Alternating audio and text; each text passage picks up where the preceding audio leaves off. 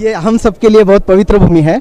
बहुत दिनों से पूरे देश के लोग ये सोच रहे थे कि भाई कोई तो युवा आए, कोई तो युवा नेतृत्व देश को मिले। आपके रूप में एक नया युवा नेतृत्व इस देश को मिल रहा है। आपको क्या लगता है कि आप कितना खरा उतर पाएंगे? जो उम्मीदें हैं पूरे देश के लोगों की आपसे। मैं एक बात बहुत स्पष्ट करूं, भले ही मैं, क्योंकि मेरी उम्र बहुत कम है बाबा साहब की अपेक्षा, मैं उनसे व्यक्तिगत नहीं मिल पाया। मैं क्या, ऐसे करोड़ों लोग होंगे दुनिया में जो उनसे नहीं मिल पाए, लेकिन उनके अनुयायी जरूर, उनके मिशन के पहरेदार जरूर। मैंने डॉक्टर बाबा साहब अम्बेडकर का आगरा में, जो यूपी में पड़ता है, जहाँ बाबा साहब रोए, उन्होंने कहा कि मुझे मेरे पढ़े लिखे लोगों ने धोखा दिया। उसके साथ लोग इतनी ही बात बताते हैं कि बाबा साहब ने वहाँ ये कहा था, सिर्फ बाबा साहब ने वहाँ एक और बात कही। और आज मेरे इस यहाँ बताने के बाद आपके दर्शक इस बात को जानेंगे जो लोग दुनिया में आपके चैनल को सुनते हैं। बाबा साहब ने कहा कि मैं बूढ़ा हो चुका हूँ, बीमार रहता हूँ, जो मैं करना चाहता था अपने समुदाय के उसमें ना के बराबर भी मैं नहीं कर पाया हूँ। अभी बहुत कुछ करना बाकी। मैं शहरों से निकल के अब मैं गांव की तरफ जाना चाहता हूँ, लोगों को जगाने के लिए, लोगों को तैयार करने के लिए। इस उम्र में मैं अपने चारों तरफ ये देखता हूँ कि इस तंबू का बम्बू बनने वाला कोई तो युवा मिले, कोई तो युवा खड़ा हो जो इस तंबू का बम्बू बन के इस आंदोलन को आगे चलाए। जब मैं अपने चारों तरफ देखता हूं तो मुझे निराशा हाथ लगती है कि ऐसा कोई भी युवा नज़र नहीं आता। जब बाबा साहब ने बात की तब तो मैं पैदा नहीं हुआ था, लेकिन जब मेरे पिता ने मुझे बात बताई तब मुझे होश था। और मैं उसी तंबू का बम्बू बनने का प्रयास कर रहा हूँ, और उसमें जितना समय मेरे पास है पिछले 10 साल से लगातार, और आपने अभी कहा कि उस पर आप कितने खरे उतरेंगे, तो मैं आपको पूरी जिम्मेदारी से कहता हूँ, सामाजिक परिवर्तन, आर्थिक मुक्ति और राजनीतिक शक्ति हासिल करने का जो आंदोलन है, उस पर कड़ी दर कड़ी सीख के हम लोग आगे बढ़ते रहेंगे। और जो आज मैं यहाँ महसूस करता हूँ, और मेरी ये शिकायत नहीं है, लेकिन मेरी ये पीड़ा है कि महाराष्ट्र में और देश में हम 4 दिनों पे बहुत बड़े पैमाने पे इकट्ठा होते हैं।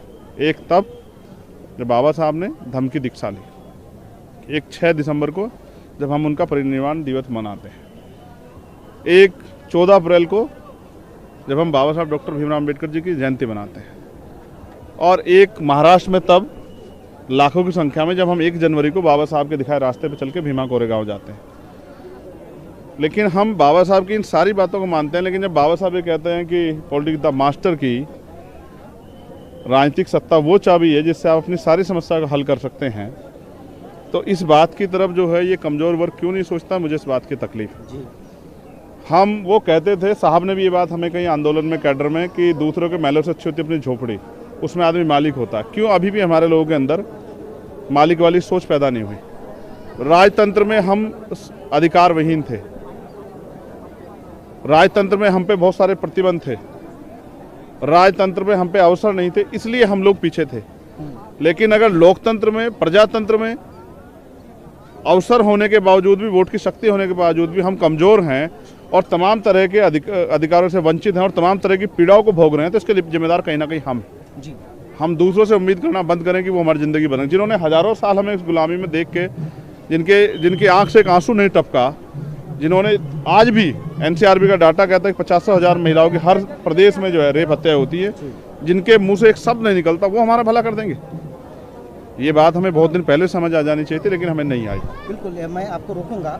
एक बड़ा आरोप आप पर लगता है कि एक लोग कहते हैं कि पॉलिटिकल यूपी में विशेषकर किसी एक पार्टी का पावर कम करने के लिए चंद्रशेखर आज़ाद को खड़ा किया गया है। इस आरोप को क्या मिथ्या समझते हैं आप? नहीं, इसके पीछे कोई फैक्ट तो होगा।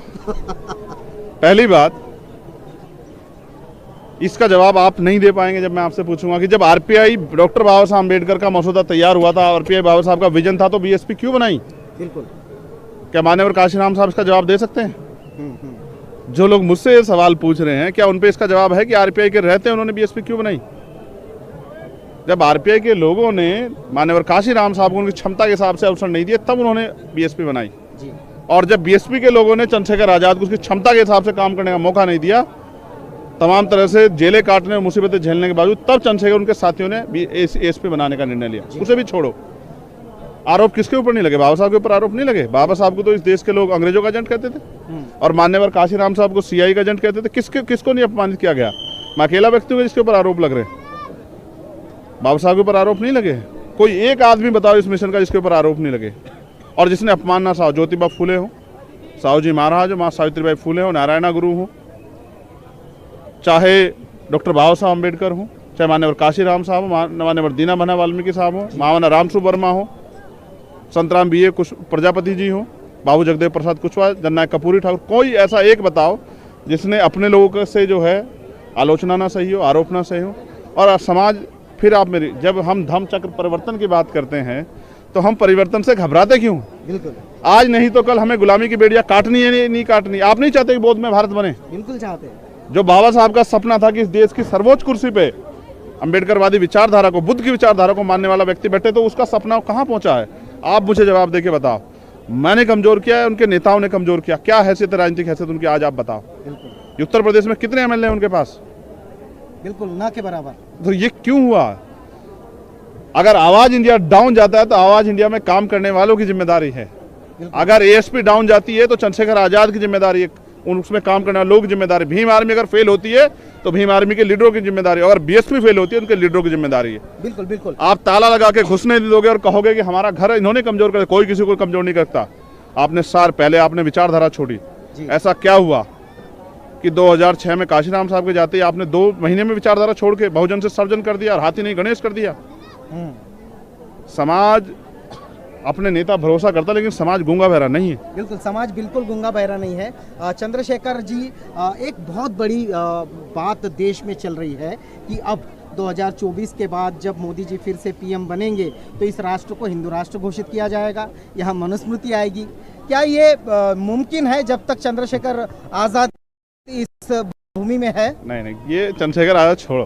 चंद्रशेखर आजाद भी तो एक सामान्य व्यक्ति है। ये जो आप सैलाब देख रहे हैं ना जी, 2 अप्रैल को सिर्फ एक कानून से छेड़खानी करने का प्रयास हुआ था, अगर आपको याद हो, 18 मार्च को, और वो सुप्रीम कोर्ट ने कहा था, जिसको कहते हैं कि सुप्रीम कोर्ट देश की सबसे बड़ी अदालत है। और 2 अप्रैल का एक दिन का आंदोलन नहीं झेल पाई सरकार।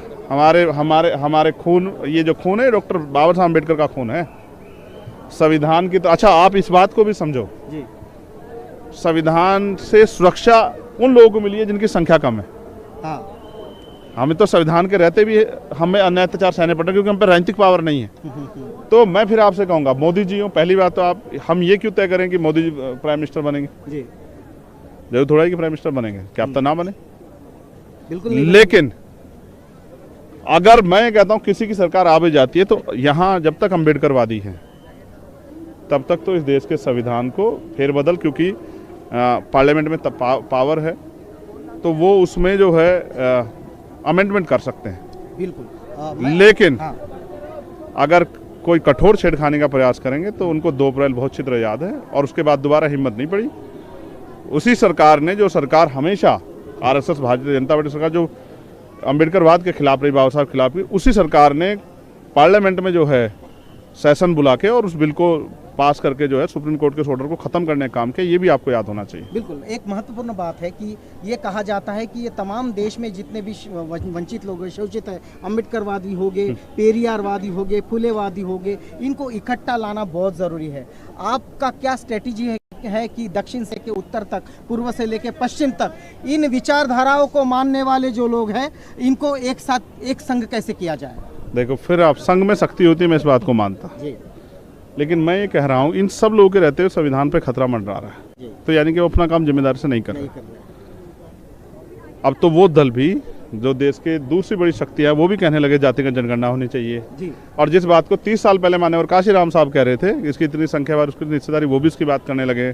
आप ये समझो, जमीन पे आंदोलन कितना तेज हो गया है। चोटी पे बैठा आदमी तभी कुछ बोलता है जब धरातल बहुत जोर से गर्म हो जाती है, यानी कि दलित, पिछड़े, आदिवासी और अल्पसंख्यक समाज में मनोबल भी पैदा हो गया है, और उनकी जो वैचारिक शक्ति है, तार्किक शक्ति है, उनकी संघर्ष की शक्ति भी बढ़ रही है।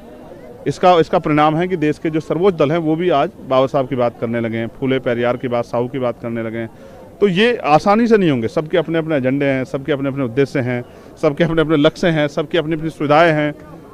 कोई किसी रास्ते से जाना चाहता, मेरा ये मत है, अगर मुझसे कहो तो मैं पहल करने को तैयार हूं कि सब लोग इकट्ठे हों, और अगर उनमें से कोई पहल करने को तैयार हो तो मैं साथ हूं। लेकिन फिर मैंने आपको कहा कि अपने लक्ष्य के लिए ब्राह्मणवादी एक हो सकते हैं, लेकिन अपने लक्ष्य को प्राप्त करने के लिए अम्बेडकरवादी एक नहीं हो सकते। इस ईगो को भी थोड़ा सा डाउन लाना चाहिए। बिल्कुल। और मैं समझता हूँ एक समय आएगा, परिवर्तन प्रकृति का नियम है, क्या तो ये लोग खुद अपने आप अपनी ईगो हटा के एकजुट होंगे, वरना समय इनको एकजुट कर देगा। ऐसा भी जैसे इंडिया अलायंस बना है, ऐसे ही समय बहुत ताकतवर होता है। बिल्कुल, समय बहुत ताकतवर होता है। इस वक्त लाखों दर्शक आपको आवाज़ इंडिया टीवी पर लाइव देख रहे हैं और ये 67वां धम्म दीक्षा दिवस मना रहे हैं। हमारे दर्शकों के लिए चंद्रशेखर आज़ाद क्या मैसेज देना चाहेंगे? मैं एक ही संदेश देना चाहूँगा, जो लिखा, ये आपके चैनल का नाम बड़ा प्यारा आवाज़, तो जब तक शोर नहीं मचाओगे तब तक आपकी बात ही नहीं होगी। और आवाज़ इंडिया बहुत अच्छा काम कर रहा है, वो इसी तरह से आगे बढ़े। लेकिन जो देश दुनिया में अम्बेडकरवादी रहते हैं, मैं उनसे कहूँगा कि वो बाबा साहब की हर बात को फॉलो करें, बाबा साहब के विचारों पे भी पहरा दें, बाबा साहब का जो धम्म का कार्य है उसको भी आगे बढ़ाएं, बाबा साहब के राजनीतिक शक्ति हासिल करने का लक्ष्य है उस पर भी आगे बढ़ें, और अपने मीडिया चैनल्स भी बनाएं, अपने अखबार भी चलाएं, अपने यूट्यूब चैनल्स भी बनाएं, अपनी जो है बड़े बड़े स्कूल कॉलेज भी बनाएं, अपने बड़े बड़े हॉस्पिटल बनाएं। जो सक्षम लोग हैं वो समाज को आगे बढ़ाने की तरफ ध्यान दें, और सब लोग संगठित होकर रहें। एक दूसरे की टांग खींचने के बजाय एक दूसरे के ऐसे हाथ मिला के एक दूसरे से आगे बढ़े, तो मुझे लगता है कि ये जो जिस परिवर्तन को हम देखना चाहते हैं वो हो जाएगा। बिल्कुल, एक दूसरे से हाथ मिलाना है, ये संकल्प चंद्रशेखर रावण हमारे दर्शकों को दे रहे हैं 67वें धम्म दीक्षा दिवस पर, कि हमें अकेले रह के कोई फायदा नहीं, उल्टा नुकसान है। तो हमें एक दूसरे से हाथ मिलाना है, और हाथ मिलाकर जो प्रबुद्ध भारत की व्याख्या बाबा साहब ने की थी, जो सपना देखा था, उस प्रबुद्ध भारत को पूरा करना है। आप देख रहे हैं आवाज़ इंडिया टीवी, ये सीधा प्रसारण दीक्षा भूमि नागपुर से।